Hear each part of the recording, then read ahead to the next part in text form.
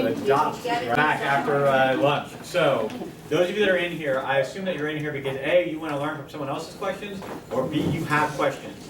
So, let's start off with those of you that have questions. Let's tackle some of those, and then we'll move on. You had your hand up before I could even finish, so that has to be a burning question. Hit me.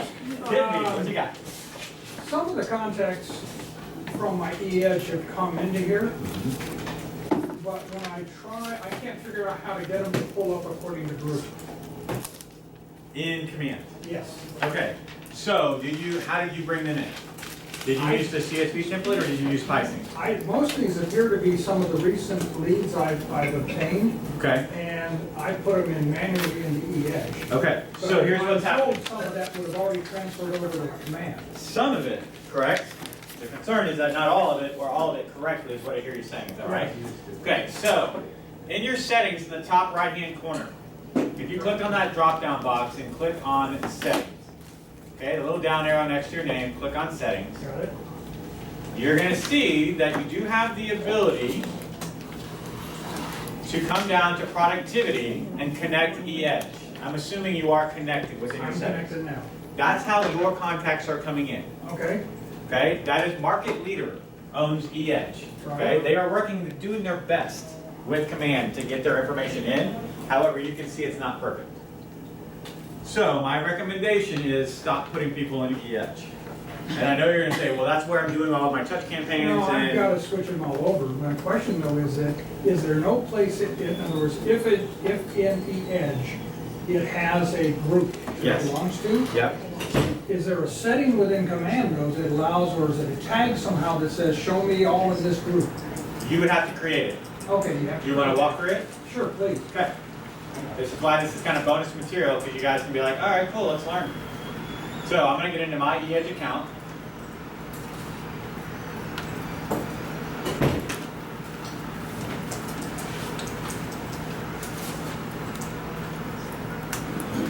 Viewing my contacts.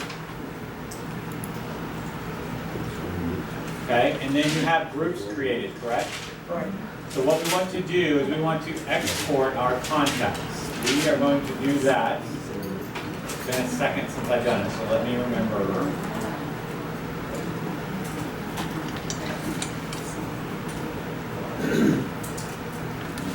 I don't guess I've used the EH contacts. Is that something we were supposed to use, or should just? How long have you been with Keller Williams? Well, I've had them a lot. So. No, in that case. I use CSV, that's what it's looking for contacts, and the rest of them we're just doing manually. That is perfect. So that's exactly what I don't need to start would using recommend that you do.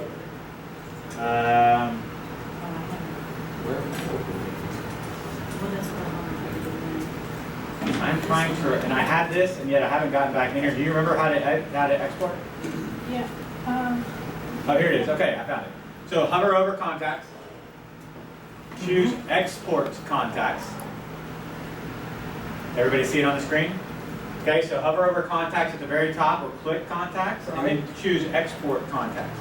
What you're going to have to do is you're going to have to export the groups one at a time. Okay. One at a time. Not contacts, groups. He has gone in and selected, he has created some A groups. and W. Right? Right. What's the first group? One of them's a market leader kind of leads that I applied. So I got into e-edge for about 30 seconds when I was a new agent, and then I never did anything else again with it. So you can see I only ever created one group. Okay. So you can see in this export, I can say select options. I could say I want all, right? By not selecting a group, it's going to export everybody. However, I could come in and say I want to export just my allied contacts. That's a group that I have created. Right. Okay? Then I would choose all contact statuses within allied contacts. Followed so far? Okay, so then you would export. It's going to create a CSV file down here. You see it? Yes. Okay, so this is now my export. Here are all of my affiliate contacts, whatever I named that group. All of the contacts are here. I have their names, their email addresses, and then if I scroll over, do I have any phone numbers? Did I ever put phone numbers in here? So there's no phone numbers in here. So I must have been just putting them in and never got finished with the group, whatever it may have been. Okay, but typically when you export all, so let's go back and just see what it looks like. If I said not just this group, export, it would show their phone numbers. Mhm. Okay? So for that group that I created, I must not have put their phone numbers in for some reason. Or the phone numbers aren't coming in because of me choosing that group. I don't know which way it is. So what I would recommend, if you do this on your groups and the phone numbers aren't coming in, you're gonna have to recreate tags for But those people. then do I have to, I need to, if I put group A, Yep, just for simplicity, okay, and I transfer or export group A, and it shows up, do I then have to go in and tag them as group A? so you have this spreadsheet, this is spreadsheet Right. number one. Think about this as your ED spreadsheet, Right. okay? Now we're gonna come back into command.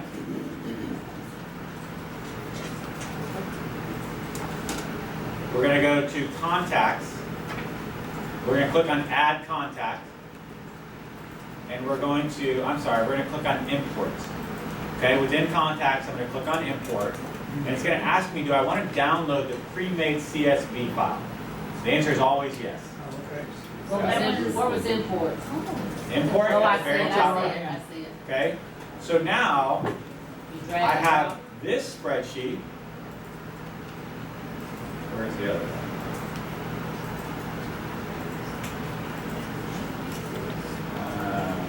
Where is it? Line 12.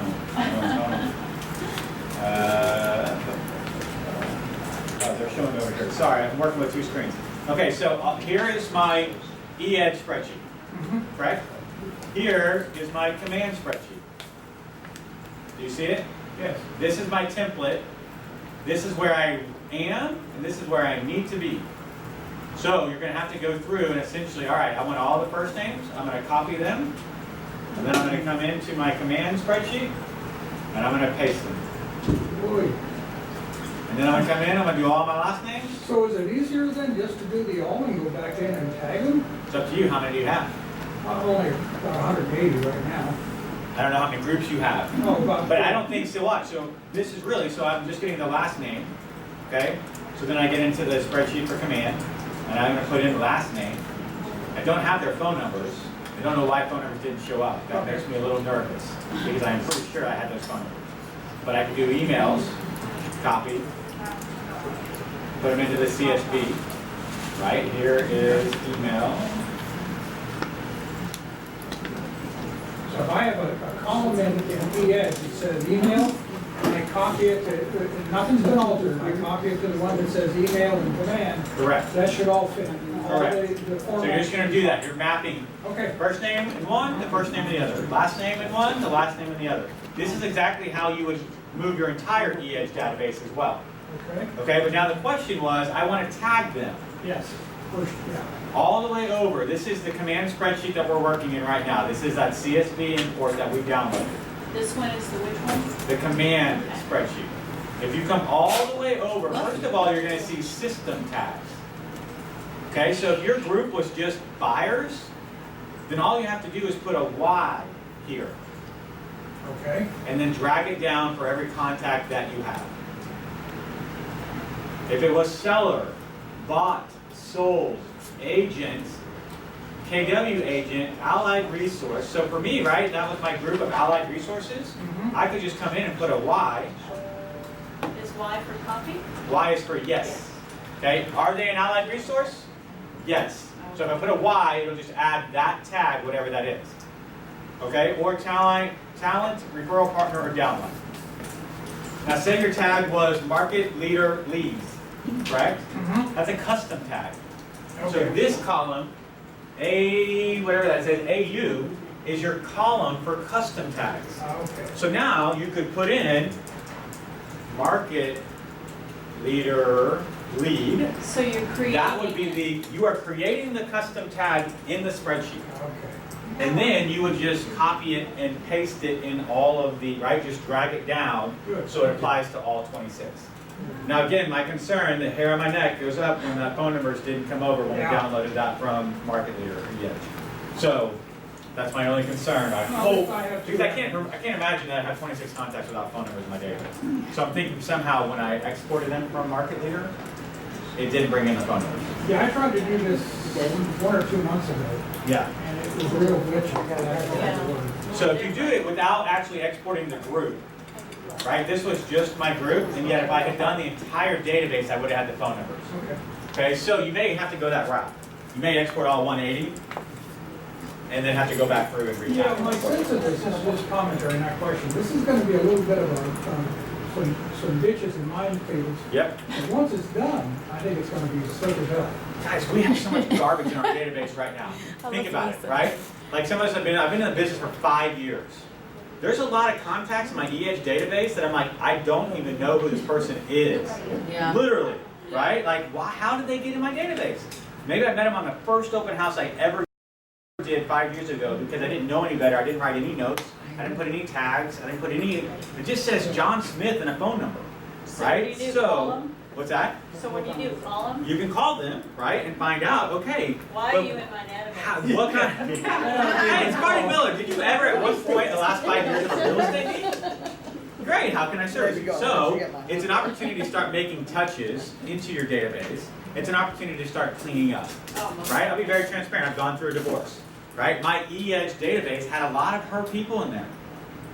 They're no longer my people. Do I want to move them into Command?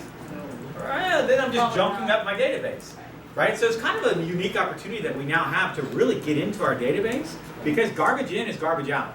So if we just say, the heck with it, I'm just moving everybody over, well, don't come crying when your database scores are crap because you put all these people in here that shouldn't have even been in here, okay? So take some time when you're in your EDGE list, go through and say, do I really know these? Who are these? You know what I mean? Like, look at your notes and say, oh, and sometimes you will find that diamond in the coal mine. You're like, oh crap, I haven't followed up with them. The note says follow up in 1 year. That was 11 months ago. Sweet, I can follow up. And all of a sudden they're like, yes, thank you for calling. We are ready to buy or sell or whatever that may be. Right? So spend some time in the database filtering it before you actually put it into Command. First of all, thank you for that. Sure. Secondly, though, it does say, coming soon, groups, my groups. Yes. So if I set those tags custom, will they convert to groups, or is there something No, else? so on groups there? is completely different. Okay, Groups is, think about Facebook, right? You guys just joined the Facebook 66-day challenge. That is a group of like-minded individuals who are all learning about KW so Command. it means there's something different. So that's in Connect, Okay. right? Connect, and right now we have to go to kwconnect.com. The goal, right, we have to go to kw.com. We have to go to .loop.com, right? The goal is pretty soon is to have Command be the one platform. It's the only website address you'll ever need to know is agent.kw.com because you also have, you have Connect in there, you have Command in there, right? MCAs are excited because we now have Cloud More in there. We don't have to go out of a separate system, something that the dinosaurs built, and use that to, right, process our numbers. The financial people are laughing in the background because they're like, yes, it was built by dinosaurs. Welcome Okay. to the 2000s. Yes, welcome to the millennium. What other questions, concerns? What do you want to play with? Go ahead. One thing, I'm brand new and I had my intro command class yesterday. Awesome. So I went in and I put some contacts in. Okay. Today when I went to look at them, everything was there but the phone numbers. Everything was there but the phone numbers. Okay, so when you were putting them into Command, let's get out of there. At least my internet's slow. Adding a contact.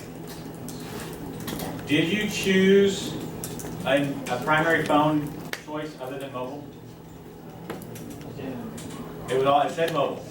I think they all said mobile. Okay. And now you're saying they're not showing up where? Yep, well, when I, Pull it up and show me, and let's take a look at that, see if we can't solve that for you. Go ahead. Okay, yep.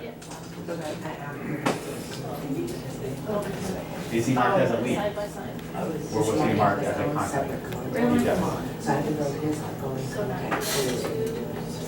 So a question came up here, and then it also came up a little bit earlier. You have a husband and a wife, correct? How do you link them? First, you choose the contact you like the most. Doesn't really matter, right? Choose the first contact, put all their information in. Marty Miller, 281, marty.com, blah, blah, blah, blah, blah. Okay? Then you put in Nicole. Nicole, number, blah, blah, blah, blah, blah. But when you get to the section that says relationships, now you click on spouse and you choose Marty Miller. Okay? Because now Nicole and I are linked as spouses. You don't have to go back into my record and link me to Nicole because Nicole and I are already linked. Does that make sense? Okay, so she's putting in an opportunity where she has a husband and a wife. She put in the husband, and now she's attempting to put the co-seller in as the wife, but the wife may not be in the actual database yet. Okay, so they both have to be in. They also cannot be marked as leads. Okay, because leads aren't opportunities. Leads could be opportunities, but once we connect with them, they are now contacts that then become opportunities. So they're more like entries. They're more like coulda, woulda, So- hopefully, shoulda. A co-seller has to be a contact, to be assigned to the contract. Correct. Okay, Right? say that We again. keep a spouse tied to one contract, right? Right. And in command, they want them separated. Yeah. Okay? They want them separate. So two individuals, yes, it's a little bit more work. They have to go in and put literally the same address in, right? But usually the phone numbers are going to be different, the emails are going to be different. Okay? Add to sales pipeline, not as lead. No. Actually, I would not do that Title because it'll open a companies, separate your opportunity. mortgage companies, yeah. there's- Right, and you want them paired in the opportunity you've already created. So just save them as a contact, go in and edit that opportunity, and then add the co-seller from there, or co-buyer. Yes, sir? In the snapshot, when you send it out, where does, there's a section down there that says, yes, I want more information. Yeah, interested, contact me. Where does that go, first of all? And is Yep. there any way to get it to go to Gmail instead of Kelly? And two, when they click on the pictures and they want to make an appointment to see a house, where does that go? Sure. So I think you know where it goes because you said it. It goes to Kelly, Right. right? So right now, it only goes to Kelly. So you've got to be checking Kelly regularly. Here's the deal. You guys that have iPhones, pull them out real quick. I'm going to show you a setting in iPhone that'll be very beneficial. Just iPhone. If you don't have an iPhone, I don't know how to do this, and yet maybe very similar. Okay? So, in your settings, and those are Android, you have some sort of settings for your apps, correct? Yeah, notifications is set, but it doesn't ring, it doesn't notify me. Is it set to be constant or permanent or whatever the word is in Android? I think it is, yeah. So sometimes what happens is it pops up, you're not looking at your phone, and it goes away. So I had to actually change the settings. So if you are on an iPhone, go to your settings, and then just scroll down until you get to Kelly.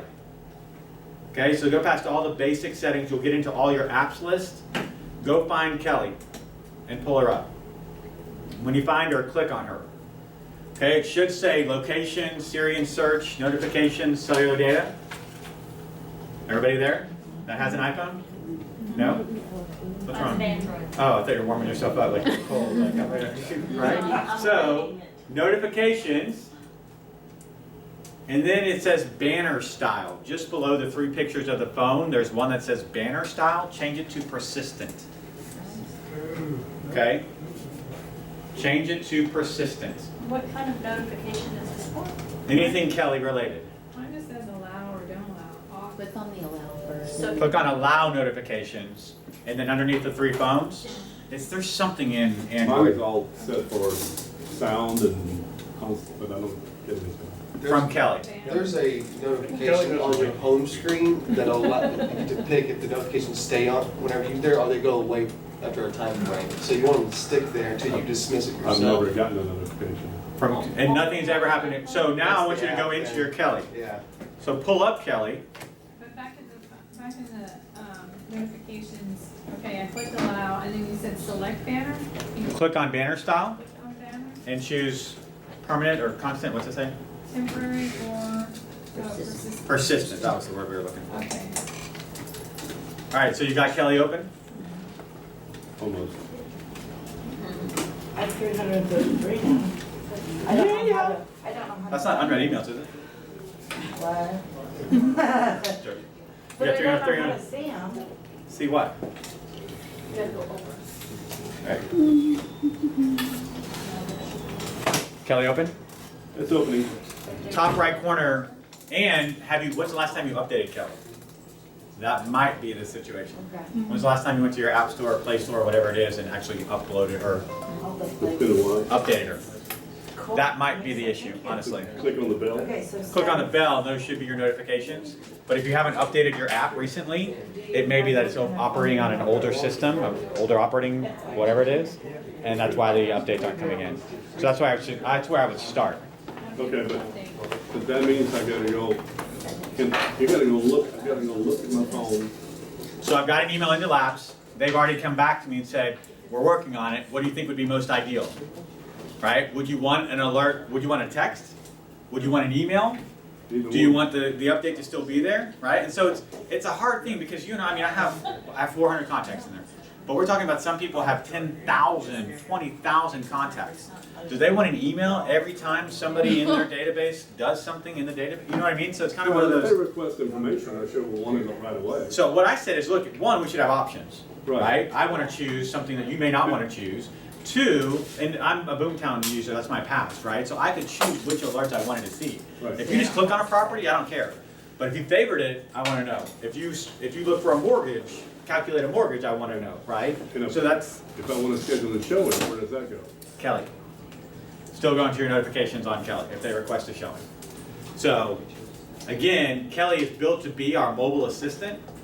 She's just growing into that role, bottom line. So does she like androids? Yeah, she does. She works the same, I just don't know, I'm not gonna train you on a system I don't know, because I was just gonna confuse it. So, is the notification system I told her that today. great?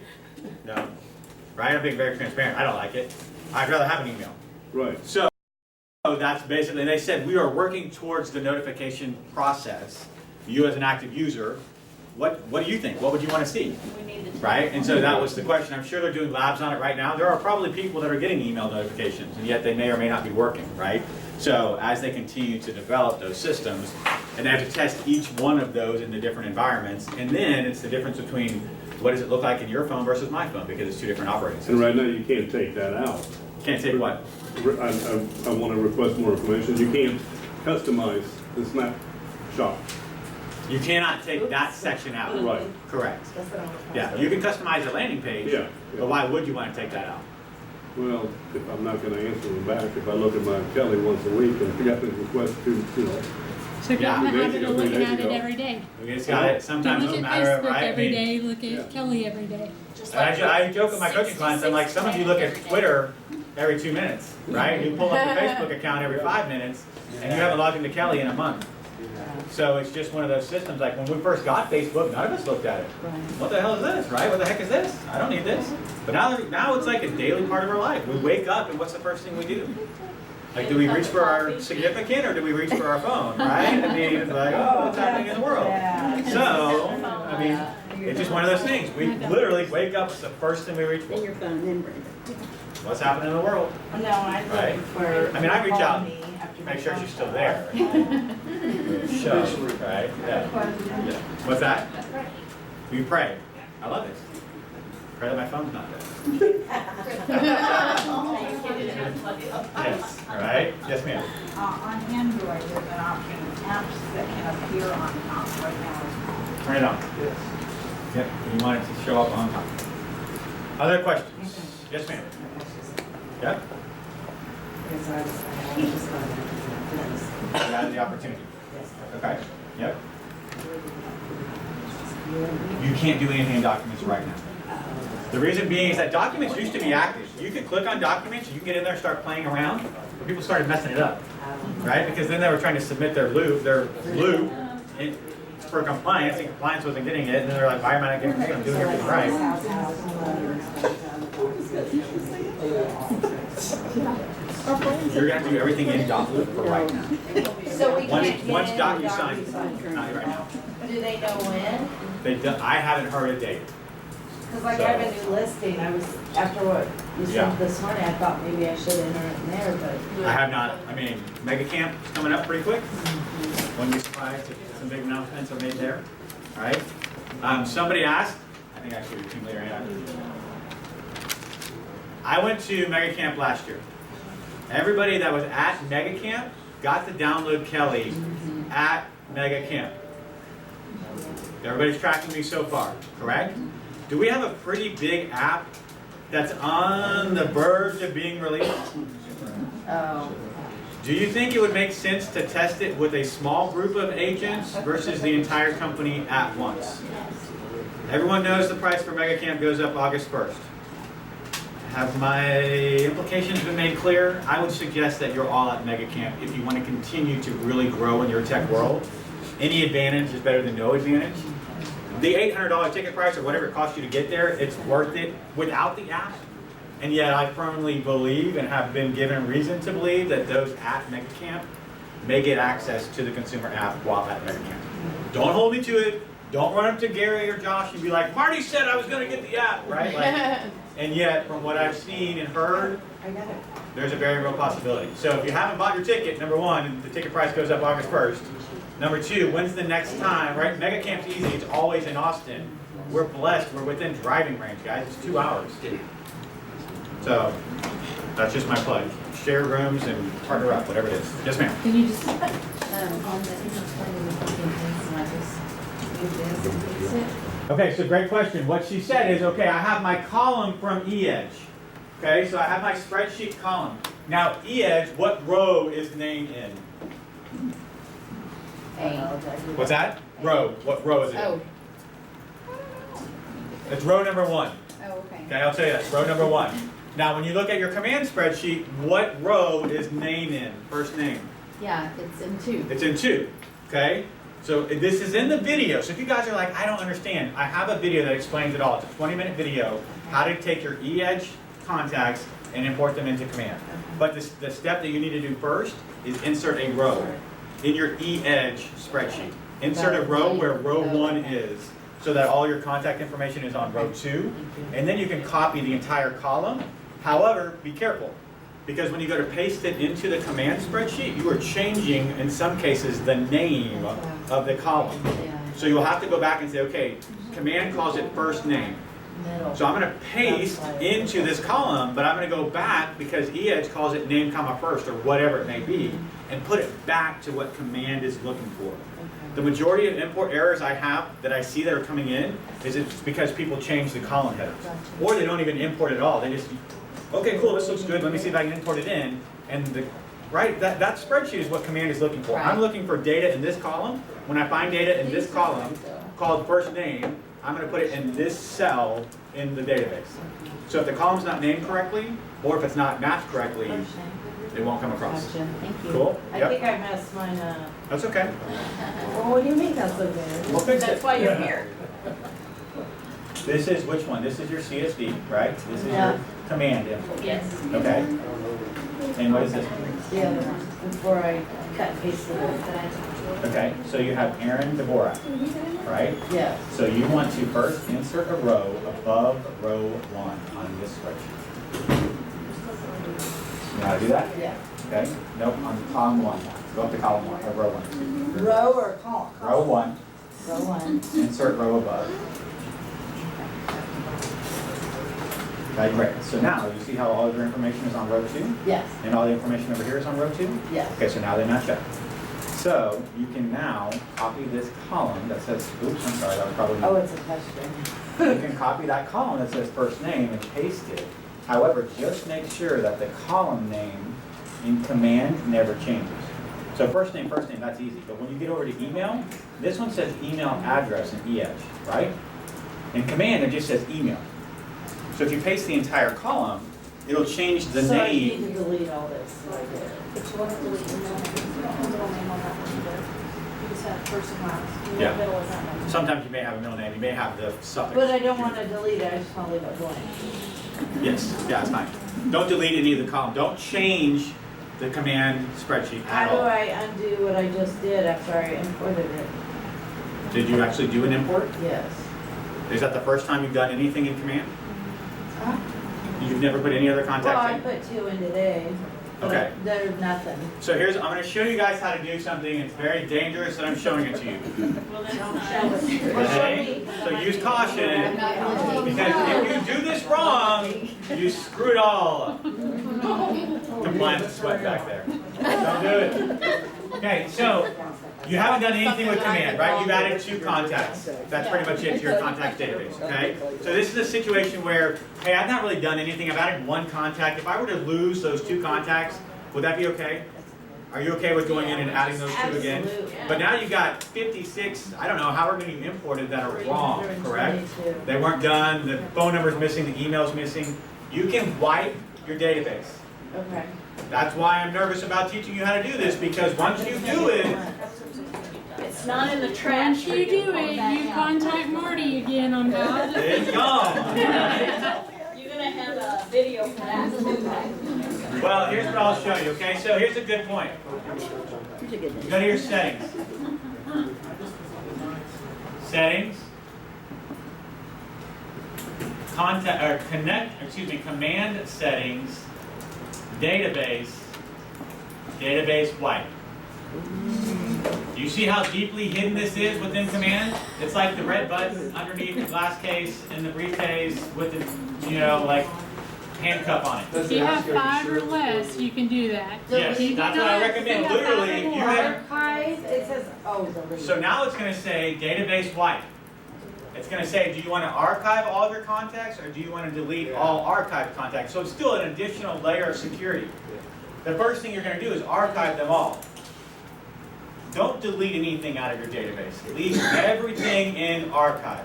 Does everybody hear me? Okay? Because if you screw up your delete and they're still in archive, we can bring them back. Once they are deleted, they are gone. Okay?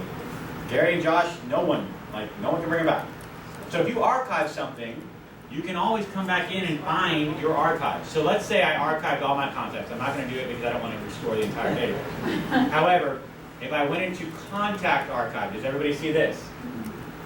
It's going to show me a list of all of the contacts that I have archived in the past. Here's one interesting thing about bulk texting. I showed you guys that yes, you can do the bulk texting as long as you connect your Twilio account, add your credit card. When they reply, right now it's a glitch. However, when somebody replies to your bulk text, it adds a new contact to your database with just their first name as their phone number. Okay? So you can see all of these people reply back. These are all people that were replying back to me. I sent it out to my coaching program. I said, everybody just reply back yes. So they all replied back yes. They all came in to my database with all of these random numbers. Okay, so I had to archive all of those because I don't want a bunch of random just BS numbers in my database. Okay, now what if one of these was actually a contact that I wanted back? I archived it on accident. Can you click this one? Just this one? Wait a minute. Or I can do them all. Okay, so if I entered them incorrectly, Yep. I should delete all my archived contacts because they're not right. But in the future, don't delete archive, right? Why delete them? Because they're wrong. But you'll never know. You're not going to see them. The only place you're still Oh, going to, no. but the only place you're going to see them right. I won't sleep at night, don't either. Incorrect. Right? I will teach you how to archive. I never taught you how to delete. But I have them still in Edge, so Wink, wink, nudge, nudge. I never taught you how to delete anything. I only taught you how to I archive. can't sleep tonight. Didn't take up too much space. No, who cares, right? It's not your server that the information is being stored on. Okay. So what does it matter if you have 26,000 archived anything? That's like It's my still sitting email there. at gmail.com. Yeah. Right? Like literally from my phone, I never delete emails off my phone. I just swipe left. Right? They're being archived somewhere. Yeah. But if I went into my archived emails, I would have like 6 million emails sitting there waiting to be deleted. Because I never actually delete them. I just swipe them and archive them. I have a question for you. Yes. Just going back to the. Okay, well, I gotta make my thing again now. Because Now- I never finished this. So work on your CSV import. Your copy and paste, copy and paste, copy and paste. When you think you have it right, let me know. Okay. Cool. All right. Before you import. But this one's wrong. So you just delete. But look at the faces. How did they get like You have that? 18,000 just gonna make it contacts. Okay. Most of it was done before I even came on. When she was So delete grouping all that? spouses under one contact. Yeah. So exporting those 18,000 Can I just contacts. start over? So you're going to get on your spreadsheet, the way it's going to show up on the spreadsheet is first name, will most likely say Marty and Nicole. Right. Right? Okay? So what you're going to have to do on that spreadsheet is you're going to have to add a row, or you can do it one of two ways. You could, just while you're playing in the Boomtown spreadsheet, whatever it is that you've exported, add some columns. Okay? And then go into that first column, and you can separate multiple words. Yeah, I thought that was the answer. And then you're going to have to go then, right? So you have 17,000 contacts. 2,000 of them are somebody and somebody. So sort, so you just have those 2,000 at the top. Add a row, add a row, add a row, add a row, add a row, add a row, add a row. And then copy and paste, delete out one name and have the other name there. But what, because I was gone for just a little bit, and just to make sure I'm clear with this, that if I've got a husband and wife, they're one contact Yep, in Right. my, in my, in what? command. In command. Yep. Because in my contracts, it's a husband and wife in that contract. Should they divorce later down the road, then somebody, bye-bye, is that right? And that's the exact reason. That's exactly the reason why Keller Williams was asking us to put them as separate, because, Go back and tell them, don't do that, because that would just, trying to find a husband and wife of David Smith and David Smith and. yeah. So you're pulling your contacts from Dotloop then? No, I've got top producer and But I've you got, put them in the top producer. yes. You put them in as Marty and husband Nicole. wife, Yeah. yes. So that's not Keller Williams' fault. That's true, but you're trying to just create one contact for, I'm looking at a contract. I'm not looking at just contacts. I'm Yeah. looking at trying to make this whole circle work. And if I've got David Smith here, and then we're going into contract, and he's married to Ruth Smith over here. Yeah. Now I've got two different people I've got to enforce. Two different people, well, it was just a simple, it's a second drop-down box, right? Because you're gonna start your opportunity, Yeah, and it's gonna say, who's the buyer? You're gonna say Marty Miller. yeah. Is there a co-buyer? It's one drop-down box. If there's a co-buyer, you Uh-huh. click on that drop-down box, you search for Nicole, and Nicole Miller is now the additional contact in that So record. if I'm emailing somebody, and because I've got like 4 different emails for the same family, I can't, one email and I get everybody in it, and now I've got to go and search and remember who he's married to. Sure. Or who she. But let's look at this situation. They get divorced, and the husband says, I never knew anything about that home being purchased. Prove that you sent me an email Yeah. separate from my wife. Well, that's everything that I do is that way. Right, so ideally, what's gonna start happening is you send an email to husband and wife as 2 separate people. They each get the same email, but you're putting them in separate. And this is based upon legal battles.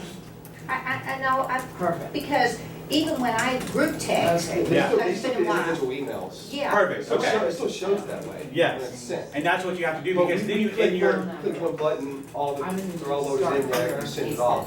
Yeah. I'm not saying you Yeah. have to No, do I'm that. just It's no, saying, but I understand, Yeah. Trying to remember, what if we've got investors and there's 4 different investors, yeah, and I've got them all underneath one contact. So Yeah. I think the solution is that No, you have, everyone who's in well, here. as those come up, and you're working a deal with one of them, then you add that second contact, once it comes up, and you Isn't go there a back. way to attach them together? and it's real life, there's only 2 contacts available right now. Like, I'm in the process of buying a house with my wife, my mother-in-law, and my father-in-law. Right. All 4 of us are buying it as an investment property.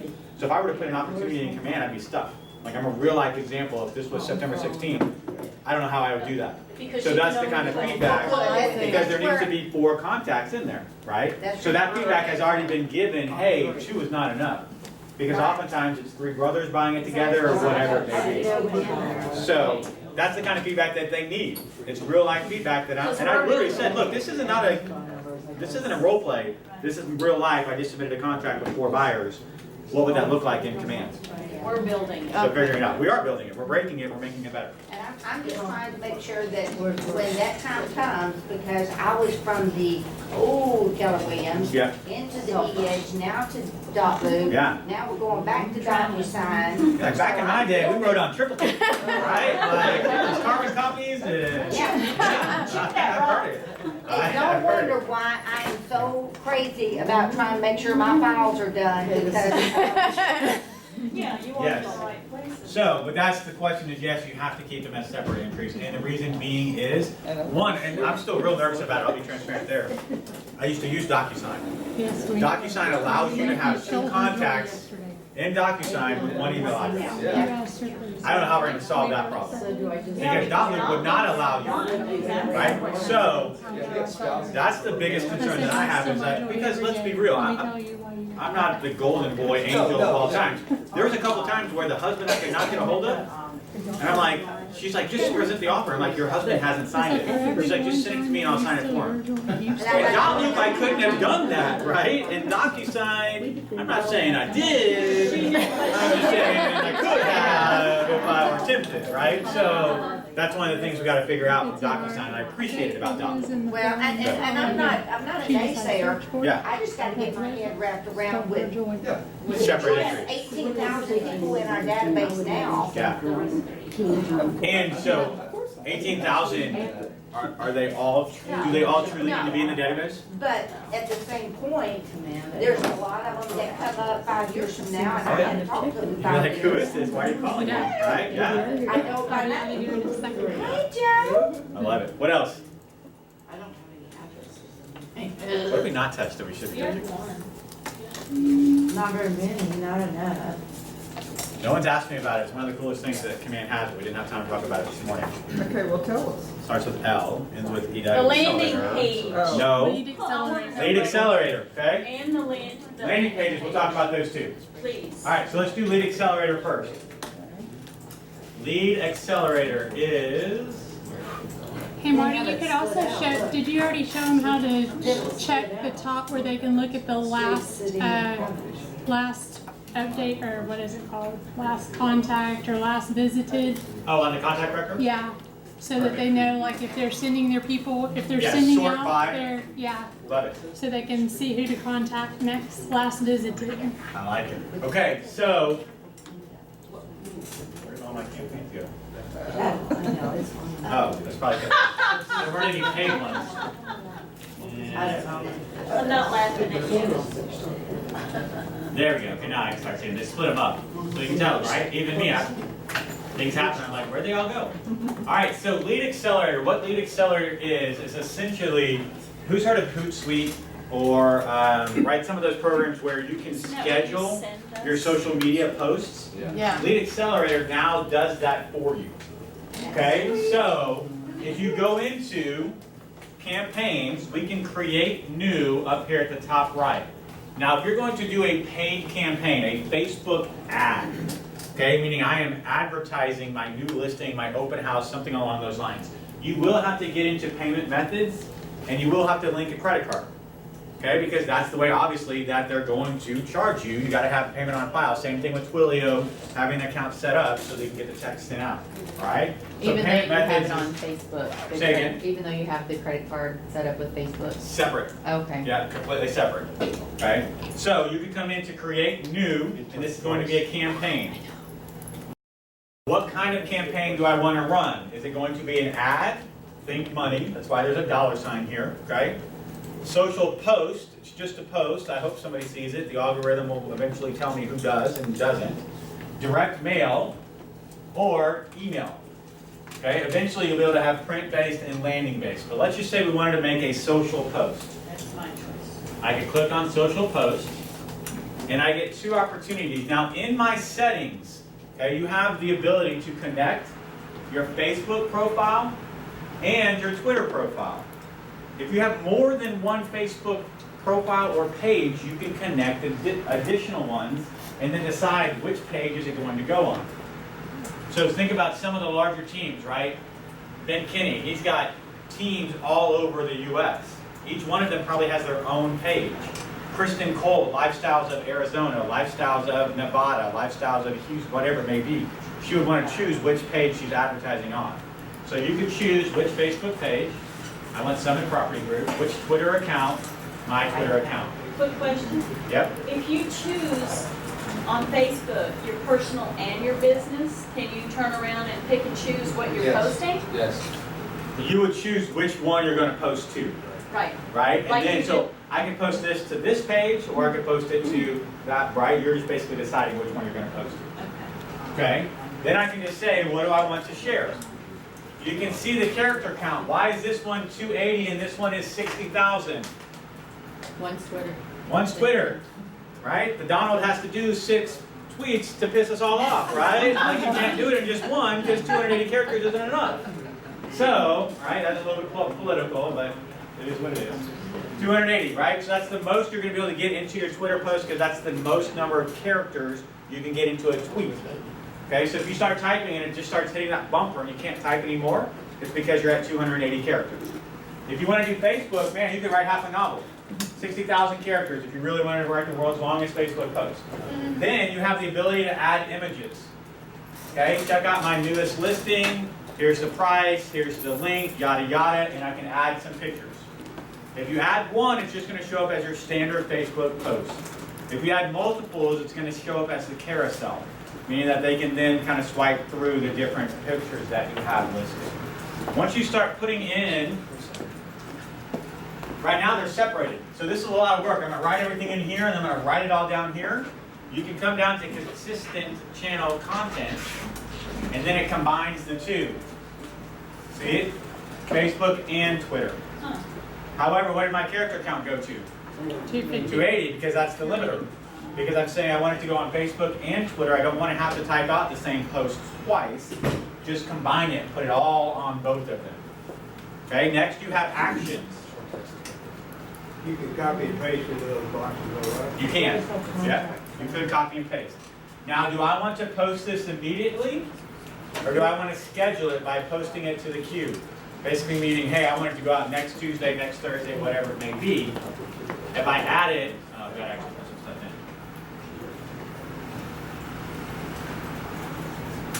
in. Do I want to upload a photo, a video, or choose something from the library? All right, no attachments were found in my library, so let's upload a photo. I don't know all that's in here. Just go. Sweet, somebody's barcode. Okay. So I can crop and paste, or excuse me, I can crop this image. Because Facebook's ratio is 1.19 to 1. That's what the photo looks like, right? Or that might be Twitter, I'm not sure which one this is, but you can see the ratio. If I use that ratio, this is all that's going to show up. So I want to make sure it looks good on the post, crop it accordingly. Once I'm done, I click on crop image, and here's my post. Now, if I put it in the queue, it should, in just a second, allow me to then schedule when the post actually goes out. If I'm ready to go after playing in here, I just want to send it out immediately, then I could have clicked on post immediately, and it would have shown up on both my Facebook and my Twitter accounts. If you scroll down, I'm not sure why I told you it wasn't always perfect, right? If you scroll down, you can see, okay, this is Summit Property Group in Houston. This is what it's going to look like on Twitter. If I want to see what it looks like on Facebook, please check your internet connection. Awesome. If I want to see what it looks like on Twitter, I can click on the Twitter one and say, or excuse me, Facebook, and here's what it looks like on Facebook. That make sense? Okay, so you can just get a preview of what it looks like. I'm not sure why it's not going to post, but that's okay because we didn't want to post it. Does that make sense on how to do Facebook and Instagram, or excuse me, Twitter postings? Okay, so you can come in, you can time block an hour a week, 1 hour. Tuesday afternoon, I'm going to schedule all of my posts for the next week. Right? They can be funny memes. I don't have any listings. What am I supposed to post? Right? Just post funny memes. You guys go on showings almost every day. Literally, my first year in real estate, my Facebook thing was, one, you might want to proofread that. Literally, and I would start every post with, you might want to have proofread that. And then I would put what the funny quote was from the listing. Right? Massive outside deck next to the custom pool. That's what it said, right? That's literally what it would say. And so people would laugh, and did I say, hey, I'm in real estate, come and buy and sell with me? No, because that's annoying. But if I can make you laugh and also make you remember that I'm in real estate, I win without annoying you, right? You don't hide my posts. If I can post pictures, guys, how many listings do you look at on an average day? Can we all agree we've seen some what the heck pictures on listings before? I would right click save as, and I would be like, are you sure this is what you wanted to post? And then I would post that picture, right? So then it was just kind of one of those things like, holy smokes, first of all, I can't trust every realtor because there are some realtors out there doing this. God forbid I hire them. I better hire Marty because I know he uses a professional photographer. My favorite was literally a picture of the kitchen. It was just a countertop, the sink, a spray bottle of Raid, and a dead cockroach on the floor. And then I took the picture. Or upside down. I mean, it's just like, what, right? Close the toilet. There's so many pet peeves about photos that you can be posting, but then, am I annoying you? No, right? Because that's content that you're like, wow, okay, interesting. I laugh, I'm shocked, I'm sad, whatever, right? The snake wrapped around the super box. If you guys go to the lighter side of real estate, that is a Facebook group, right? You can share from there. You can right click and save as, right? There's a lot of opportunities. If you're like, I can't think of anything, You can post stuff from there, right? Share from there and kind of remind people. If you can make them laugh without annoying them and let them know you're in real estate, you win. Okay, the Facebook pages that annoy me are the only thing I see is your open house, your open house, your open house, your open house, your open house. Okay? HAR does have some interesting techniques with regards to sharing listings because I don't know the compliance real estate, how you guys handle that. Our brokerage only allows us to present, is what it's called from HAR, our listings. Okay, meaning the brokerage listings. But HAR has a way where you can basically borrow someone's listing, present it as your own, and then post it. Check out the newest listing. Okay, so just be very careful. I've trained my coaching clients to do it with Keller Williams Platinum listings, but to make sure they never say my, our, right? Check out the newest listing and then post the listings that are happening in a neighborhood you're farming. Ultimately, what does it look like? Looks like it's yours. Okay, so just be really careful, and that's why our brokerage has said, hey, we know we know HAR is training you guys to do it across the globe, across all listings. No, we only will allow you to do it for platinum listings, and that's our brokerage. That's why I said I don't know exactly. If you err on that side, because in reality, do I own the listing? No. Ann owns the listing, right? My broker owns the listing, and so she has said that, yeah, you can do any listing because they're all mine, as long as they're Keller Williams Platinum. Go ahead. On the preview for that, Uh-huh. mine says Keller Williams. Shouldn't it have my name? Is it, are you on, which one are you on here at the bottom? The preview post? Which one of these two buttons do you have clicked? Facebook. I only have one choice. Okay. What is your Facebook page up here selected as? Just company, but there's, My business page? Okay, so look at your business page. Your business page, something in your Facebook settings may have your business page titled as Keller Williams. and notes won't transfer. It says Claire Moore at Keller Williams Advantage. And then what does it say here? Just Keller, oh, now it says it. You refreshed. That was a little glitch, right? Refresh, refresh, refresh. Spam. Does Command track results or statistics or whatever from the Facebook post? Okay, so the question is, where do I see the results of my page, of my post? Yes-ish. Okay. Okay, so I'm teaching you how to do the free stuff for a reason. Appreciate it. Not necessarily teaching you how to do the paid stuff yet, for a reason. Okay, because yes, you can set it up exactly, almost exactly the same way. Now, Keller Williams has taken a step above Facebook's current lead targeting, right? Keller Williams said, hey, we know that you have the minimum baseline to stay legal, but we're going to go a step higher. We cannot choose now, like you used to be able to select. When I want to target an ad to somebody, I used to be able to get real defined about who I wanted to target, and then they started saying, hey, now you're being discriminatory. So now Facebook has even changed their rules. Keller Williams has gone a step above and said, hey, no more than 15 miles, there's a minimum ratio. Like, I can't target this ad just to this really wealthy neighborhood, bottom line, right? So now it's like no less than 10-mile radius and those types of things. So there's still some advantages of doing it through Facebook, and the tracking is, Yeah. there's tracking, but it's not near as good. Quick question, you might have said it and I didn't hear you. On the actions, add post to queue or post immediately? Queue is your scheduler. It just didn't come up on here, something was going wrong. But normally what it will say is Monday, Tuesday, Wednesday, Thursday, Friday, Saturday, Sunday, and then it'll have a little time scroller, so you can choose what time you want to post it. Yep, so then you can post multiple. So that's what I was saying, 1 hour on a Monday, you can schedule a post each day, right? Monday is going to be my funny meme from Ladder Side. Tuesday is going to be my, you should have proofread this. Wednesday is going to be my, are you sure you want to post this picture? Thursday could just be an actual real estate tip or an open house, but it's not every day, right? Friday could be my A and B, right? Which house would you prefer? Because you're just looking to get interaction. Right. Which kitchen do you prefer? Which pool would you buy? You know what I mean? Because then people are interacting and starting to push, right? Facebook has an algorithm. Facebook says if people are interacting with your post, we will show it more. If nobody interacts with your post, why would we show it? So sometimes if you just say simply, which do you like better, and all someone has to respond with is A, that's a pretty easy response. But you get 36 responses of A and B, now all of a sudden your post is getting more and more traction and more views. Okay, so sometimes you do the A and B. Do you recommend the page The paid ad, Through, the boost, through Command Facebook, or in general? in general. I think Facebook ads, when done correctly, are having a higher ROI than Google ads or anything else SEO based.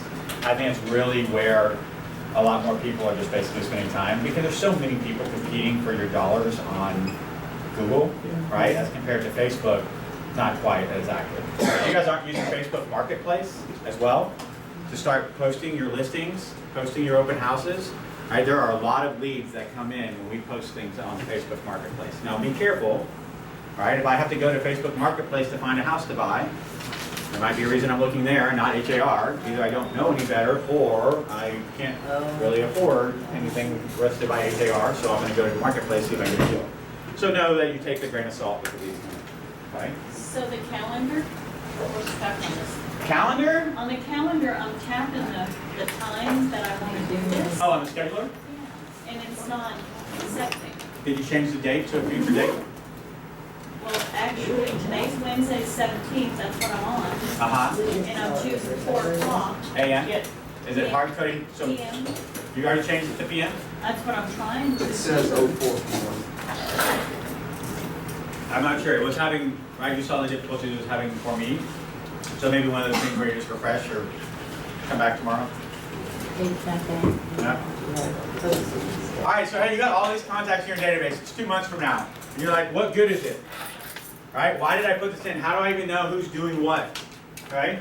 One of the best things that you can do in your database is sort by columns. Okay?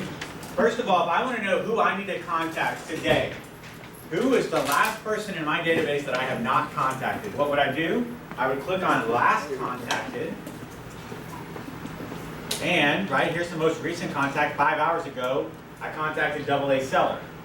If I do it the other way, I have never contacted Matt Baba, Will Borrell, Carolyn Tyson, Tess, Sharon, right? These are all people in my market center that I've never, because they're not in my coaching program, I never actually sent them a text, because I never had an opportunity to correspond via email with them. There's no email. I literally have these people in my database I've never contacted. Okay, so if those are actual leads, you might say, yeah, I need to follow up with those people. Now, I'll say sometimes you get in here, you're like, wow, I've never contacted them. And when I start to scroll over, I don't actually have a phone number or an email for them.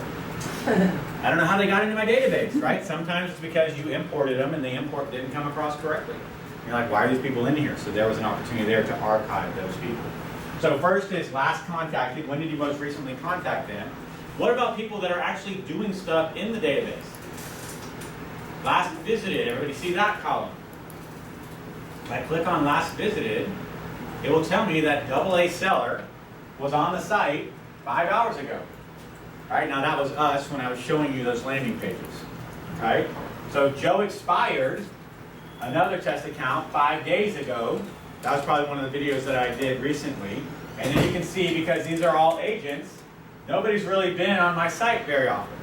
But think about this, if you're sending out those neighborhood nurture pages to hundreds of people in your database, surely some of them are going to start playing in them. Right. Okay, so AA Seller says 5 hours ago. Well, great. How does that help me? Well, what did AA Seller do? If you click on their contact record, you can see on the right-hand side all of their activity. Hey, they viewed my market snapshot page several times. Hey, they subscribed to Crown Oaks. I didn't even know they were interested in Crown Oaks, but I know Crown Oaks pretty well. Maybe I should call them and say, hey, I was just happening to look at some neighborhoods that were similar to some of the setups that you had, and I was thinking about, a neighborhood that might match some of the criteria you're looking for is this neighborhood I know called Crown Oaks. Oh, that's mean though. That's crazy. I just added that to my neighborhood snapshot page this morning. What a coincidence. Is that everything Okay. that you did? Now, that's everything I did in showing you, right? I was in as AA Seller when I was looking at those neighborhood landing pages. Is that what that red mark is, something that someone else did for you? No, that's just a, hey, this is more important than everything else. Because I did one for you when I pulled up your page. You sent one to And me. mine's red. What, red, what's red? It's the mark on the left of it is Uh-huh. red. Says what? I put in Deer Trail, because I was on your landing page. Right, so that's something you did within my landing page. Is that how we tell? Because it's red? As I understand, the red is just to differentiate between these two. If you subscribe to a neighborhood, that's more, that you are actually doing something other than just viewing this. Right? You sent me an email, I clicked on it, I viewed it. Big deal, how many emails do we click on and view every single day, right? But I got in and played with it. That's why it's red, as I understand. And that's why you Okay. want to contact them. That's when I'm like, hey, that's something that's important. Just viewing, but 'Cause you- doing is a whole different ballgame. Scroll on yours and see if it's there where I created Deer Trail on your page, because I have you in here. Right, so I am a contact in your database. Correct. I am not a contact in my database. So I wouldn't see what I did, only you can see what I did. Okay. Does that make sense? No, because I'm the consumer, correct? I don't have a database. I pulled you up here and then I see your page just like you're looking. You previewed it. And then this morning when we were doing this, I added a neighborhood. Within my contact records preview landing page. Correct. Which makes it seem like I did it. Correct. Right. So that's why it's red, because the system thinks I did it. You did it for me. So the red is telling me that I did it for you. No. The red is saying this is important. If somebody viewed the page, what is that worth to you? Big freaking deal, right? But if I actually subscribe to a neighborhood, you saw that took a couple of steps. I had to click on add neighborhood, I had to search for it, I had to add it, subscribe it. That means, hey, this is significantly more time spent and interest, so It's actually- call them. Yeah. Everybody's gonna view it, most likely. Well, that's Unless where they just that's delete where it I'm before they even look at it. Yeah. But you were actually acting as me within the contact record, that's why I think we're showing up If within the anything, contact that record. gives you a reason to make a contact in your Well, database. right, I That's a understand. call for the day. Yeah. I And understand that, yesterday's- I'm just trying to figure out why it's different and how we know if it was you playing in it But or me playing in but yours. typically speaking, you're not gonna be in another agent's. No. And I wouldn't even worry about the color. Right? I would just look for anything other than You- viewed, Yeah. okay? Yesterday's 66-day challenge, I taught you guys how a consumer can favorite a property.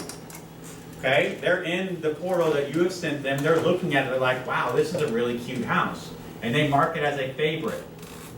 Okay? Earlier we were talking about fish in a really big barrel. Now we're talking about fish in a really small barrel. Hey, I was thinking about you this morning. I know you're looking for that house, the 3-bedroom, 2-bath, 1-story in Old Town Katy. I came across some listings I thought might match criteria you were looking at. Oh, that's crazy. I did too. Which houses did you find? 6302 Alicia Way Lane, 2413. Oh my God, we're like, it's like it's telepathic. Crazy. When do you want to go see them? Right? So you need to be watching. Now here, right, transparency, I told you earlier, and this is the email that I sent to labs, the only time that this comes up is within their contact record. Unfortunately, we don't even get a Kelly alert when this happens. Okay, big miss in my opinion, and I sent that in. I was like, hey, this is all fine and well, but if I have 7,000 contacts in my database, how do I click on each record every single day? I can't. And they said, we're aware of it. We know, we get it. What would you want to see? What kind of alert would you want? And so that's when it was like, hey, do I want an email? Do I want a text? Do I want a Kelly alert? Do I want all three? How do I want that to look? Okay? So for right now, hopefully you know your hot to trot people, right? You're not looking at all 7,000 daily, but you know the ones that are, yeah, pretty close. Maybe you got that narrowed down to 20.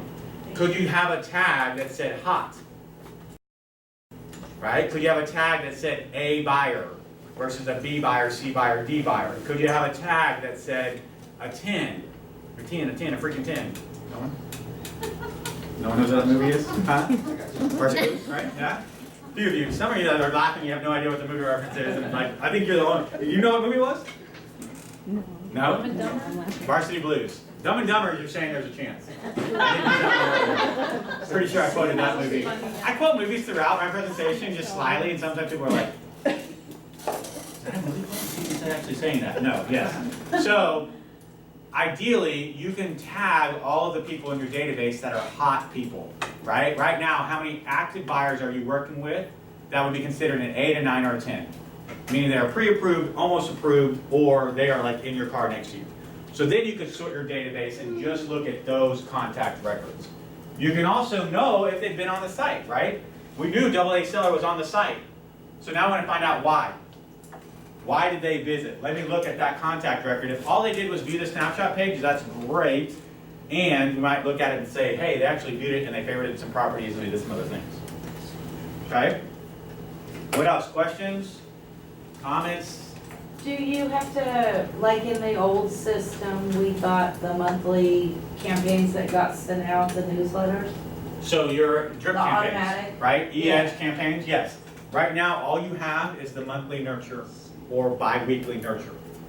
Do you remember showing you those, how to add somebody to those? Right now, those are the only two drip And those are campaigns similar. that are available.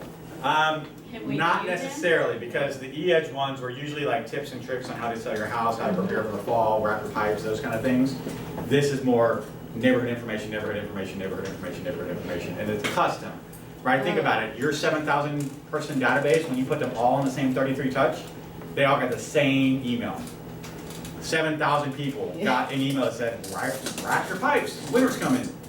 How much value is that when I know that this is the same, like this is not specific to me? I live in Maui, what do you mean wrap the pipes? Like it never gets below 80 Nobody wants degrees. those, they're just But gonna. I put you on a 33 touch because that's what I was trained to do. Right? So it's one to many is how we explain it, right? The 33 touch campaign from EEDGE was one to many. I just shotgun the same BS to everybody and prayed that maybe a bullet or two will hit somebody. Right? When you set up a neighborhood nurture smart plan, it is a specific neighborhood for a specific buyer. Your monthly neighborhood nurture is not the same as yours, and it's not the same as yours, and it's not the same as yours. Because I'm developing a one-to-one relationship with you. I want to know about your neighborhood, I want you to know about your neighborhood. Right? So it shows that I've actually taken time and I care, but what did I actually do? All I did was type in your address, and then I clicked on Add to Smart Plan. It was 2 steps and that was it, and yet now it looks like I've had a custom website developed just for you so you can keep track of your biggest assets. So that's what we're sending them? Yes. But moving forward, will there be other campaigns? There will be other campaigns coming, yes, and we'll be able to create your own, Okay. yes, even more exciting, right? You can actually customize what this looks like. You have your hand up first and then I'll come back with you. Yes, just going back to the social media thing for a second. You had Twitter and Facebook. Are those the only 2 options right now? They are. So, do you know if they're planning on doing LinkedIn? I know that Instagram has specific features where you can't automatically upload stuff from Right. social media. I don't know, Okay. honestly, just being transparent, and I knew Instagram because a lot of people have asked about It's that. hard to get and I'm- anything. Hootsuite doesn't work on Instagram, Yeah. neither does Social Pilot. You have to. And honestly, good for Instagram, right? Because Yeah. Instagram said, this is what is happening right now. And what is happening right now? It's called Insta for a reason, right? What's instantly happening? What's happening in my Yeah. world? So I think good for them if they did that because they don't want you to schedule a post next Tuesday for something that's happening today. It's just surprising because Instagram's owned by Facebook, so you would have. What's that? Isn't Instagram owned by Facebook? Yes, but I think they have 2 different agendas, if you okay. will, right? 2 Yeah. different reasons why people use it, Right. basically, and age groups too. Yes. I was just wondering about on the campaigns, sending them neighborhood specific information. So would you recommend sending that to people that you have sold to in the past? Just all of your contacts, Everybody. just to add Anybody value. you have an address Okay. for should be on a Okay. monthly neighborhood nurture. Okay. Right? If they are already interested, I put them on a bi-weekly. Okay. So then I'm sending it every 2 weeks. Okay. But if you get 1 email a month from me, Mm-hmm. hopefully that shows you good, valuable data about what's happening in your Yeah. neighborhood, that's not gonna be an unsubscribe, Right. right? But if you send me, like, I live in Maui, and you send me an email that says wrap my pipes, I'm probably gonna unsubscribe. Okay. Because this is not valuable to you.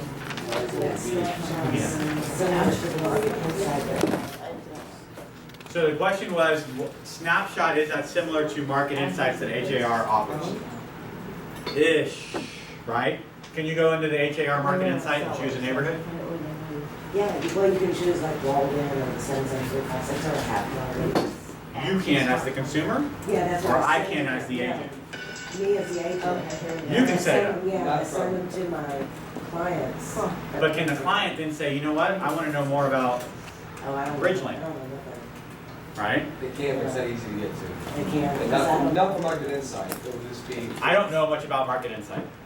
Let's be transparent. Any house that we list, we put it on market inside. Oh, yeah, you send it to the client, the listing client, is that what you're saying? Yes. Yes, okay, I'm sorry. If they have an active listing, yes, I put them on Market Insight, so they get that email saying how many showings, how many other listings are live, what's the, yes. I thought you meant to every consumer in your database. No, yeah, you can still do that. I don't see a problem So with it's it. not the same thing, it's gonna give you different information from each. As I understand, Market Insight is pulled every 7 days. And it's by zip codes, right? Yeah, so You pick the it's a little bit. for it. Yeah, it sounds like it's a little more customizable, but you're only really doing that for your listing clients, right? And you're already gonna make money off of them, God willing. So I'm looking to send out a monthly trip on somebody that I haven't touched in a while, right? So if you think about it, if I do a bi-weekly drip, how many is that per month? 2. Okay, and how many is that per year? 26. 24, right? Twice a month, 12 months, 24, okay? That's 24 touches. If I then put them on a quarterly call campaign, how many more times am I touching them? 4, right? So how many touches do I now have with just those 2 smart plans? How many do I usually need? 33 ideally, right? So now I have to come up with 5 more. Are you pretty sure you can come up with 5 more touches in a year's time? Yeah, birthday. And guys, this is a tip of a massive iceberg with regards to these campaigns. So if you're like, hey, I need to be better at my database, just go put them on those 2 plans right now. Put them on bi-weekly, put them on quarterly call, and make sure you're making the call. Okay, because the touch doesn't count if you put them in and don't actually call them. Landing pages. I have a question for you. Go ahead. So let's say you have a general idea of where somebody lives, but you haven't really been able to get their exact address. Is it still beneficial? Like, are you still able to put them on that drip? So you don't have their address, but you want to add them to a neighborhood. Yes, exactly. Yes. I don't think.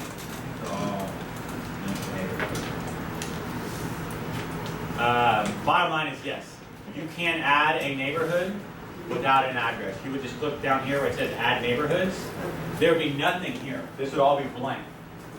And then you can click on add neighborhood and add the neighborhood they live in. Got it.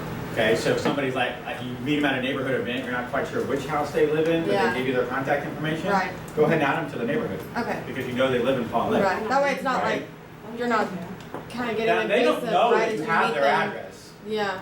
I mean, personally, I would do a tax record search, Right. look up their last name and see which house it was, and then put it in there. Right, now that would be for direct mail campaigns down the road too. Right, if I want to send out a mailer to my entire neighborhood about farming stuff that I'm doing, we can do that too. All right, Marty, real quick. Yes, ma'am. In talking about your plans, so I've got action plans for closings, for listings, Yep. for buyers, and this is what we're talking about is for buyers right now, getting prepared. But if you're in contract, are we able to add or subtract actions or tasks within this? so Will we be able 2 to- different things that we're talking about, and what I hear is, do you want to create a smart plan that's automated? That will say, day 14, remember to check on surveys, that kind of what I hear, So I like. can check it all to make Yes. sure that we've It's done, internal. yeah. So you can do that within your actual opportunities, as long as you're checking up on them. Okay? If we're in contract, I'm checking up on it. Well, what I mean is checking up on the actual opportunity within command. Working the command system, right? Gotta work it. Yes. So if I came in, I'm like, okay, cool. I'm gonna move this person from live to negotiations. When I do that, a checklist pops up. Now, full transparency, I haven't done my checklist for negotiations. So let's just say they were in staging and photography. All right, sweet, they are ready to go live. I'm gonna move them to live showing, and then I need to check my checklist. Have I done all of these things? Make sense? Now, that's just very manual, right? I'm adding these items in. In the future, we have played with it, broken it, played with it again, broke it again. They have scrapped it, restarted it, scrapped it, restarted it. Like, I'm in the Smart Plan lab, and it's like the world's most exciting and frustrating place all at the same time. But just when we think we're getting closer, they're like, no, that sucks, we're starting over. Okay, so, because there's a lot of tech, and the hard part is in those labs, a lot of us are kind of techie people, and so we get if-then statements, and we get routing leads and all that kind of stuff, but they want to make it as simple as possible.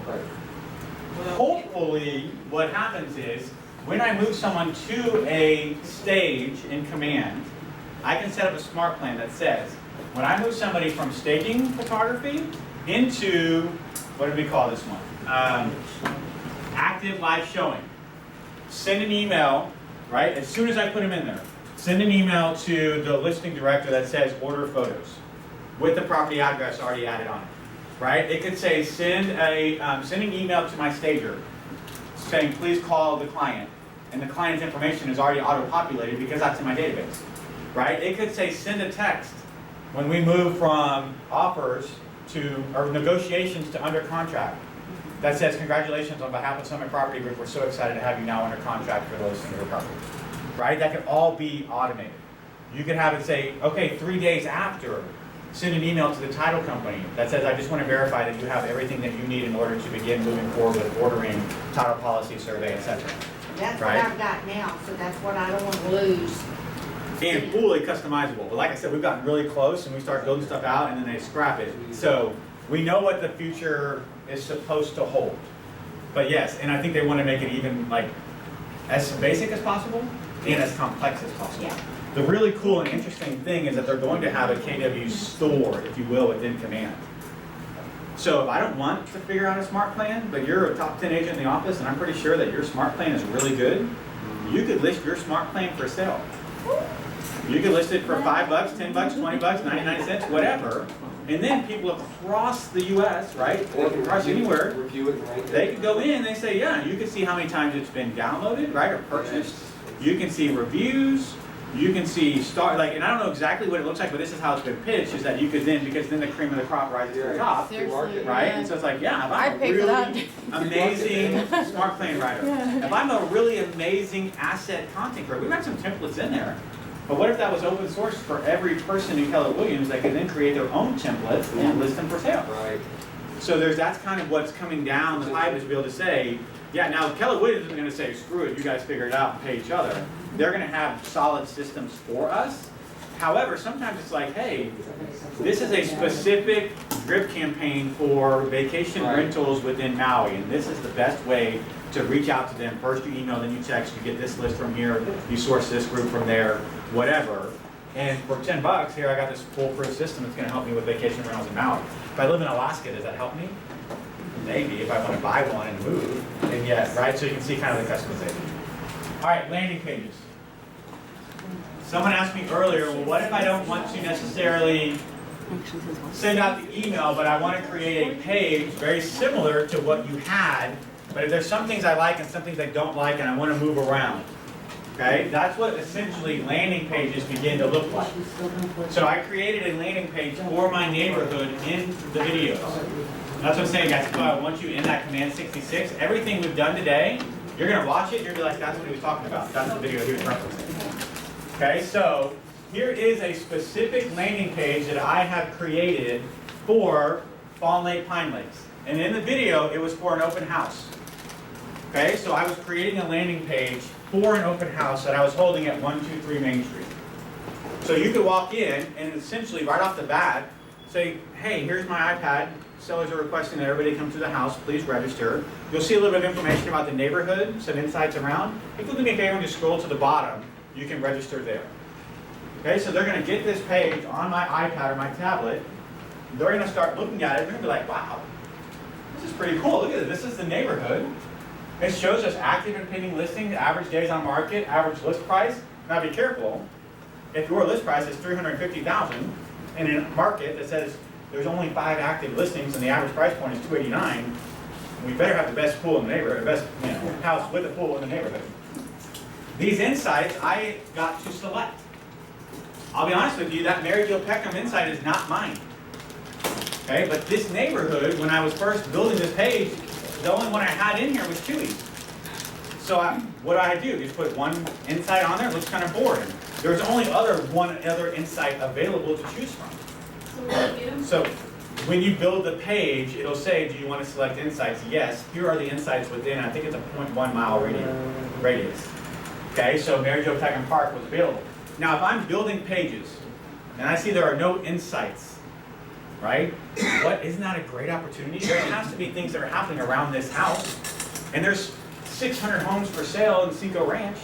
So Lord knows how many Keller Williams agents are creating landing pages within Cinco Ranch. Shouldn't I be creating some insights? The beach entry pool, right? The tennis club, the clubhouse, the jogging trail, the fishing lake. Not to mention the grocery store, the restaurants, the bars, the nightlife, the library, whatever it may be. So all things that you can put in, and then if you come to the very bottom, you see this is where they would register. So you can create these landing pages by going back into Command and click on Create Landing Page, top right. It's basically going to ask, what type of template do you want to use? I believe, I don't know what you guys have. Do you have all 5 of these? 3. You have listing, landing page, market snap, default, and what? I have one that I had Claire. Oh, so you have one? What do you have? Okay, what do you guys have? I have none. Create landing page. Yeah, I didn't tell you. I got 0. Okay, so some of you, right, and that's again kind of what it looks like. Sometimes there's not in there. So, if you click on load more, does it do anything? Alright, let's find it. Let me look in and find out why some of you don't have any of them.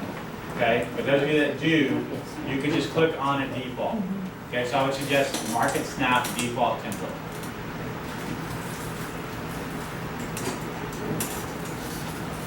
So here's what it does. It brings up the initial page.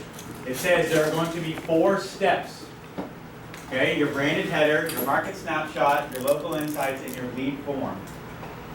So I can come over and I can click on branded header. It's going to say, okay, what do you want? Header text. There's no text up here, correct? So I can come in and say, what do I want that header text to be? If I'm creating a landing page for, remember I only have 30 characters.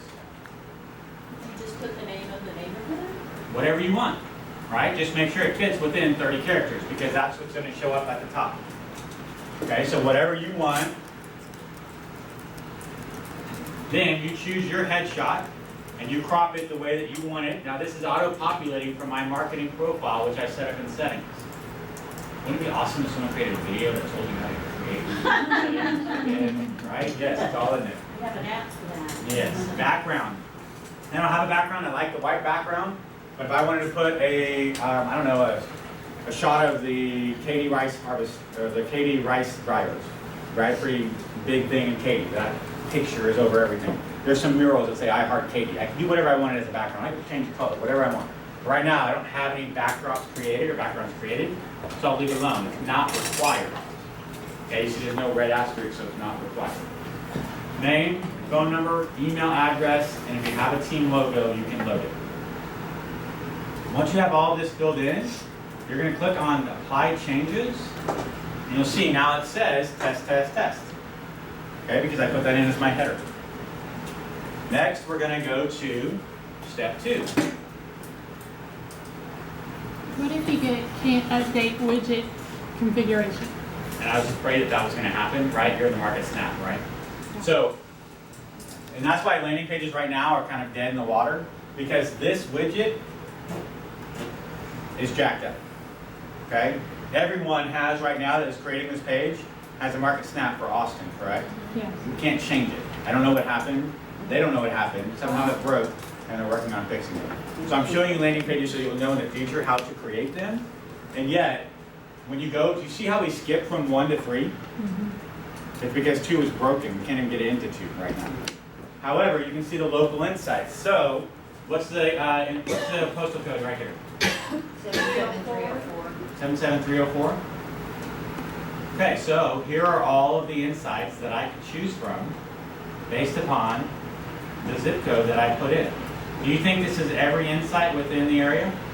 Oh, I doubt it. Why are these listed and others aren't?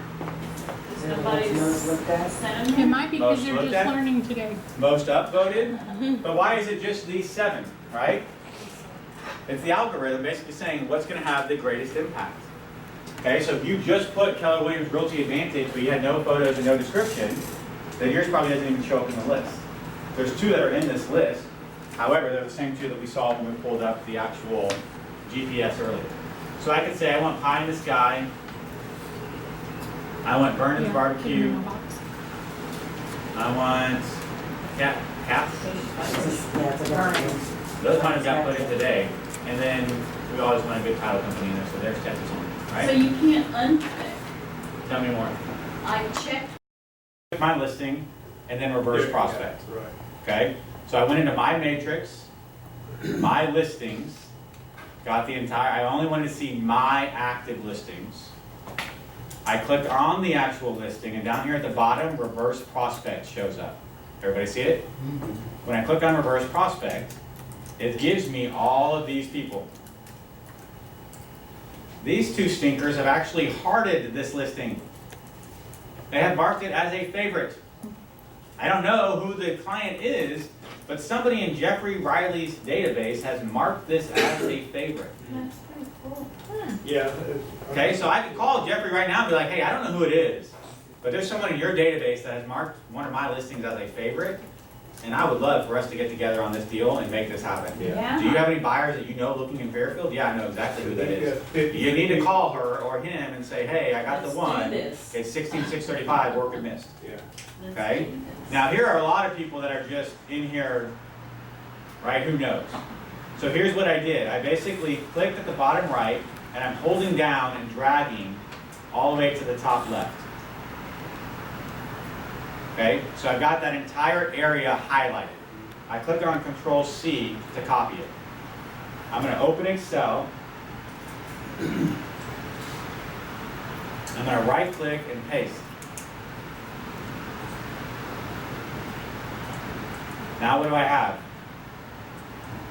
Email addresses, Right? names, and phone numbers. So I've got all of that information for all of those people. Remember how we took E-Edge and we put it into Command? We need to do exactly the same thing. We're going to take this information, copy and paste it into Command, and then import it via the CSV import. Okay, now the only thing is, agent name is one column. How does Command want it? First name, last name, right? So I've got to insert a column. Okay, so now I have Jeffrey Riley. Some people have the dual last name, okay, or their middle name or their maiden name. So I'm going to insert a second column. And I actually know that there are some juniors and seniors on some of these lists, meaning that it's literally Ray Wilson Smith Jr. So I'm going to go ahead and add a fourth column, just in case. Okay, now I'm going to highlight this column and go to, I think it's data, where did I, text to columns. Okay, everybody following? It's the text to columns button. I want delimited, next, tab, no, I actually want space. See how I did it, Jeffrey Riley? So it separates the word. It's going to separate the first name and last name. Do you want to replace the contents? Okay. Now see here, Gloria Gomez de Hernandez. Somebody with 4 names, that's why I had that 4 columns. Usually there's one, at least one, somebody junior or senior. So now I can put in, I can start copying this column. I don't know what's happening. I hope I didn't break the computer. So I can copy this, all this data as first name. I can open the Command CSV file and paste all of those first names into the first name column. Then I'm going to copy all of the last names, copy the last names, right? And then I'm going to copy their phone numbers and their emails. So I can also even put in, right, because I now know who they work with, I can put in they're all agents, so I would tag them as agents. I could put in the notes who they work with. Okay, the last thing that I'm going to do is make sure that they have a tag that says the address or something that's affiliated with that property. Do I want these people in my database after I sell that listing? No. No, because then they're just really clogging up my database. Okay, so I want to have the ability later on to filter by that tag and archive all of them. So those 55 agents are now out. As soon as I sell work and missed, those 55 are out of my database. Okay? So you're following along on how you would do that. Okay? Here's the other thing, bonus content. I forgot to add this in the first one. How many of you have a Facebook page? Just like a profile? 2 of you? 3 of you? How many of you have Facebook, are on Facebook? Are you not on Facebook? Really? Wow. You're all on Facebook, right? Majority of you.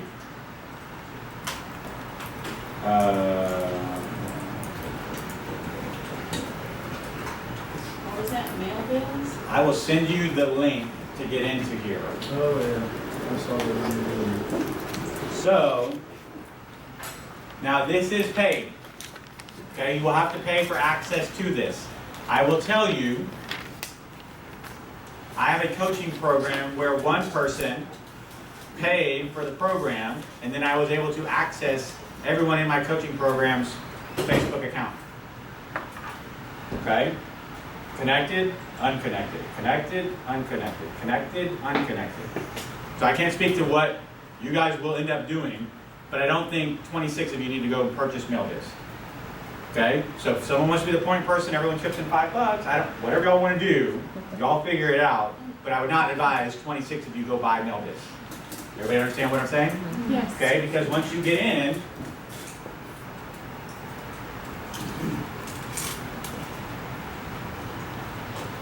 And this would be only for your business, right?